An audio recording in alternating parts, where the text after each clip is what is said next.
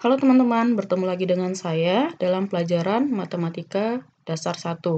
Nah, pada kesempatan ini kita masih membahas tentang bab turunan ya, yang mana subbab yang akan kita bahas adalah 2.5, yaitu tentang turunan tingkat tinggi.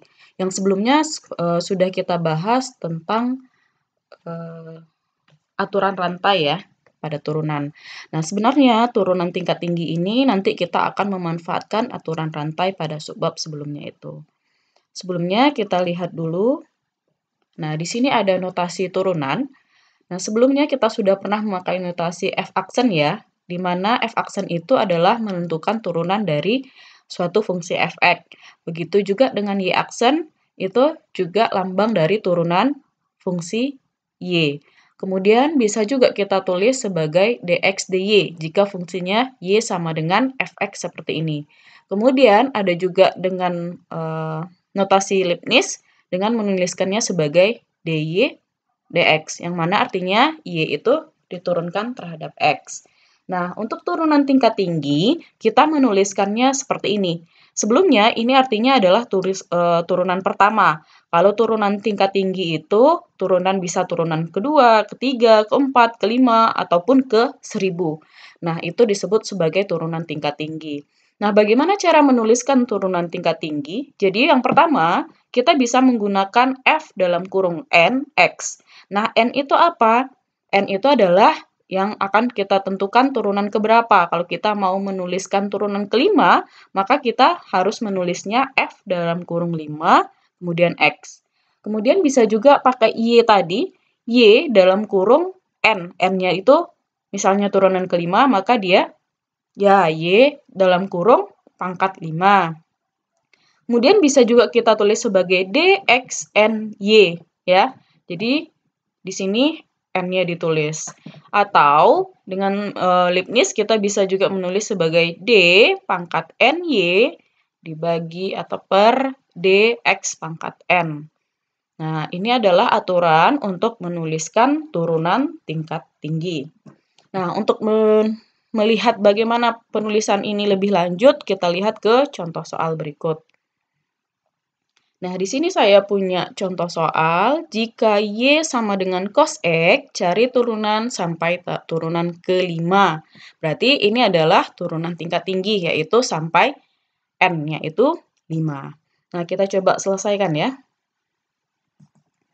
Nah, di sini teman-teman boleh memilih notasi apa yang mau teman-teman pakai. Nah, misalkan di sini kita pakai Y aksen sebagai turunan pertama, boleh. Atau mau kita pakai yang Leibniz, dy per dx juga boleh. Nah, di sini kita harus menggunakan aturan rantai. Kenapa? Karena di sini 3x ya, bukan x saja. Maka untuk ini bisa kita misalkan dulu, seperti yang video sebelumnya ya. Maka kita misalkan U itu sama dengan 3x, kemudian Y itu menjadi cos dari U ya. Sehingga di sini dy per dx itu bisa kita urai menjadi dy per du dikali du per dx. Ini aturan rantai yang kemarin ya. Nah, ini akan sama dengan d, y-nya kita ganti dengan cos u, lalu diturunkan terhadap du, dikali dengan du, u-nya diganti dengan 3x, diturunkan terhadap dx. Turunan dari cos adalah min sin ya. Berarti min sin U dikali turunan dari 3x adalah 3. Sehingga ini menjadi min 3 sin U. U-nya sudah boleh kita ganti dengan yang kita misalkan tadi. Berarti min 3 sin 3x. Nah, ini baru turunan pertamanya. Nah, gimana caranya supaya gampang tidak harus menulis yang sepanjang ini? Nah, teman-teman juga boleh menggunakan bisa melihat fungsinya langsung ya. Atau bisa juga teman-teman tulis seperti ini. Berarti Y sama dengan dy per dx. Maka yang pertama dilihat itu adalah fungsi yang besarnya. Ini cos ya. Maka turunan dari cos itu apa? Min sin. Maka ditulis dulu turunan dari min sin. Kemudian fungsinya itu 3x. Nah, ditulis kemudian fungsi 3x ini yang kemudian kita turunkan. Turunan dari 3x adalah 3. Sehingga hasilnya di sini adalah min 3 sin 3x. Boleh juga langsung teman-teman tulis seperti ini, kalau yang cara ini terlalu panjang. Kemudian sekarang kita coba mencari turunan keduanya atau Y2, ya, berarti ditulis dalam kurung seperti ini ya, atau bisa kita tulis sebagai D kuadrat Y dibagi dengan DX kuadrat. Nah, sekarang min 3-nya kita tulis tetap dulu, ya. Kemudian turunan dari sin 3x, kita ingat turunan dari sin itu adalah cos ya, maka di sini kita tulis sebagai cos 3x, lalu 3x-nya itu kita turunkan kembali. Maka turunan dari 3x adalah 3. Sehingga di sini bisa kita kalikan min 3 dikali 3 adalah 9. Berarti 9 cos 3x. Baru turunan kedua. Sehingga kita harus melanjutkannya sampai turunan kelima. Berarti untuk turunan ketiga, berarti kita tulis Y dalam kurung 3 seperti ini, pangkat, atau D pangkat 3Y per DX pangkat 3. Nah, dari sini kita turunkan kembali. Nah, 9-nya kita tulis tetap dulu. Turunan dari cos, masih ingat ya, min sin. Kemudian fungsinya yang ini kita tulis tetap. Kemudian turunan dari 3x itu adalah 3. Sehingga ini bisa kita kalikan min 9 dengan 9 dengan 3. Berarti ini adalah 27. Kemudian dikali min, dia jadi min 27 sin 3x. Begitu juga untuk Y turunan yang keempat, maka D pangkat 4Y dibagi dengan DX pangkat 4. Sehingga di sini min 27 kita tulis tetap dulu ya, min 2. Sorry. Ini tadi ada min ya. Ini ada min ya. Min 9, otomatis ini juga min 9, berarti ini positif ya. Oke, berarti ini tidak jadi ada min, berarti 27 dikali turunan dari sin itu adalah cos. Berarti ini dikali dengan cos 3x, lalu turunan dari 3x apa? Berarti 3. Sekarang kita kalikan 27 kali 3, berarti 81 cos 3x. Maka ini adalah turunan keempatnya. Berarti tinggal kita cari turunan kelima. Berarti D5 Y per DX pangkat 5. Nah, caranya masih sama. Berarti 81-nya kita tulis dulu tetap. Kemudian turunan dari cos adalah min sin. Berarti 3x-nya ditulis tetap. Lalu 3x-nya kita turunkan jadi 3. Berarti 81 dikali 3 adalah 243 ya. Kemudian dikali dengan min, jadi min 243 sin 3x. Maka inilah turunan kelima dari fungsi Y sama dengan cos 3x. Oke, bisa dipahami ya? Oke, kita lihat ke aplikasi dari turunan tingkat tinggi atau turunan ini. Yang di sini, sebuah benda bergerak sepanjang koordinat sehingga posisi S sama dengan 2T pangkat 3 dikurang 6T kuadrat ditambah 7 dengan S diukur dalam cm dan T diukur dalam detik. Nah, di sini T-nya besar dari 0, hitunglah kecepatan saat T sama dengan 1 dan T sama dengan 2. Nah, ini berarti kita harus ingat bahwa S itu adalah posisi, yang mana untuk menentukan kecepatan itu adalah turunan dari posisi. Sehingga kita untuk menentukan V itu, kita bisa menurunkan S terhadap T. Sehingga di sini kita bisa menulis D, S-nya adalah 2T pangkat 3 kurang 6T kuadrat ditambah 7. Ya. Kemudian dibagi dengan DT.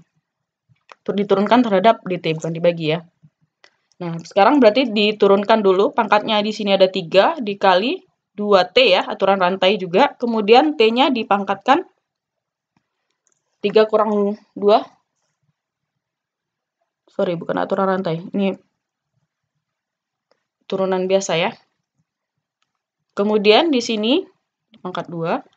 Kemudian 2 kali 6, T-nya jadi pangkat 1 ya. Berarti ini menjadi 6T kuadrat dikurang 12T.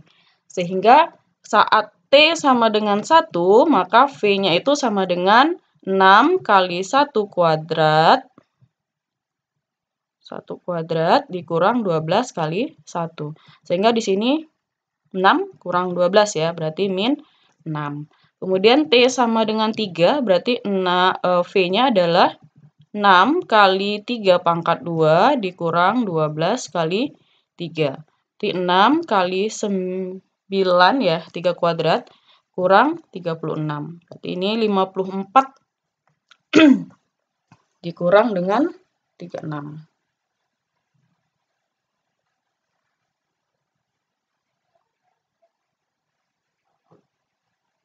18 ya. Maka T-nya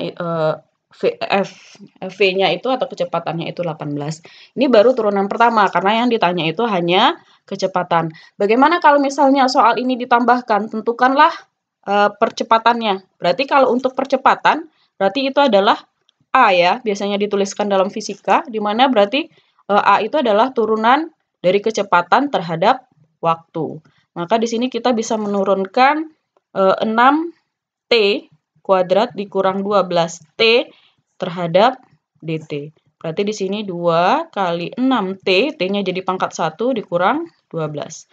Maka ini menjadi 12T kurang 12. Maka inilah persamaan untuk menentukan percepatan. Nah, ini untuk percepatan ya. Jika di soalnya itu ditanyakan percepatan. Nah, berapa waktunya nanti tinggal disubstitusi. Misalnya saat T sama dengan 1, maka percepatan atau A-nya itu adalah 12 kali 1 kurang 12, berarti 0. Gitu ya. Oke, kemudian di sini ada catatan. Turunan pertama suatu fungsi mempunyai interpretasi kecepatan sesaat yang mengukur laju perubahan jarak terhadap waktu. Jadi turunan pertama itu adalah kecepatan sesaat.